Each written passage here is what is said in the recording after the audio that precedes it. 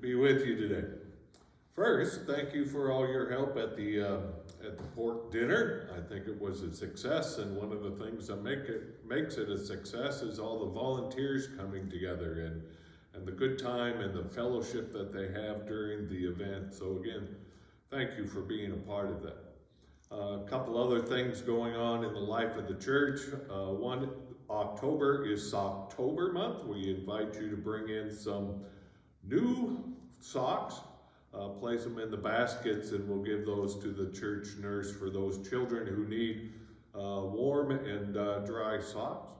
Also coming up on the 29th of October is a fall festival.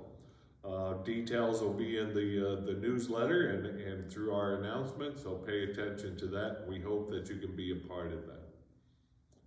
So we continue to be in Matthew. We are in the 22nd chapter. That means that we're towards the end of Matthew, and Jesus is in the temple. He's kind of been hanging out in the temple these last few days and answering questions and giving riddles and parables.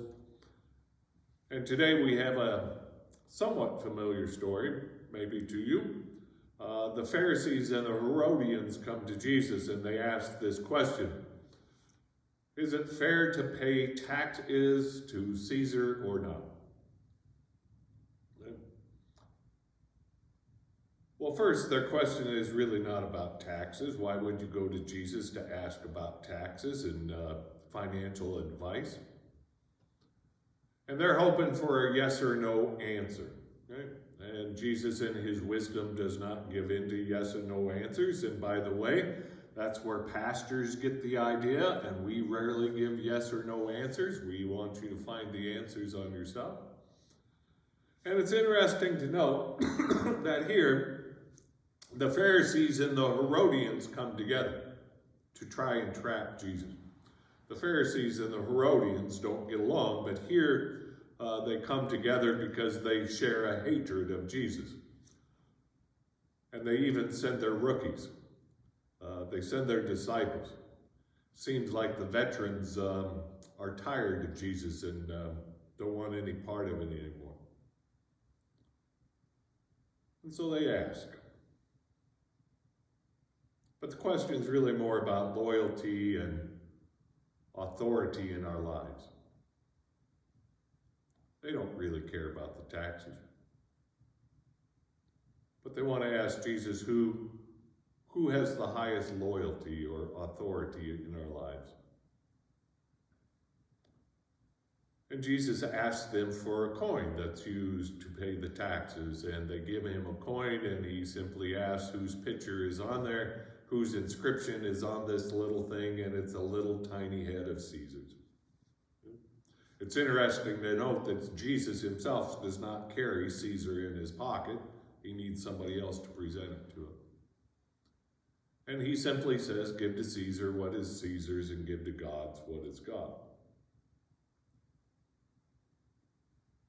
Which brings up the next logical question. So what is God's, right? What belongs to God? What of ours do we need to give to God if indeed we're going to follow Jesus?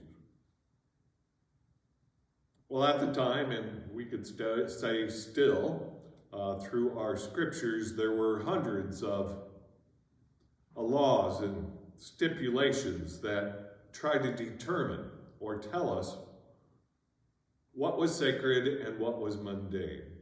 That is, what are those things in our lives that we could use in service for God? And what are those things in our life that are mundane, that serve no sacred purpose, that do not belong to God? Well, Jesus very simply kind of says,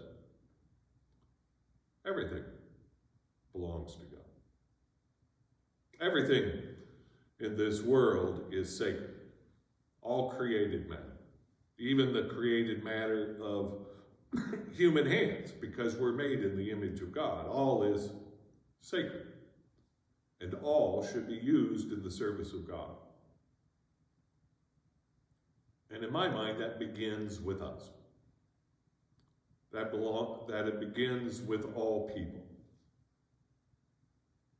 that we and them and everyone could be in the service to God, that we're all sacred, that we can't determine who amongst us is mundane and who amongst us is blessed. We're all made in the image of God. So Jesus calls on ourselves to surrender ourselves to God, to be used by God, to speak for God, to be a reflection of God to others. Where does your loyalty stand? From where do you get your authority? And how do you decide what belongs to God and what belongs to you? All good questions. My blessings upon your meditations. We'll see you soon.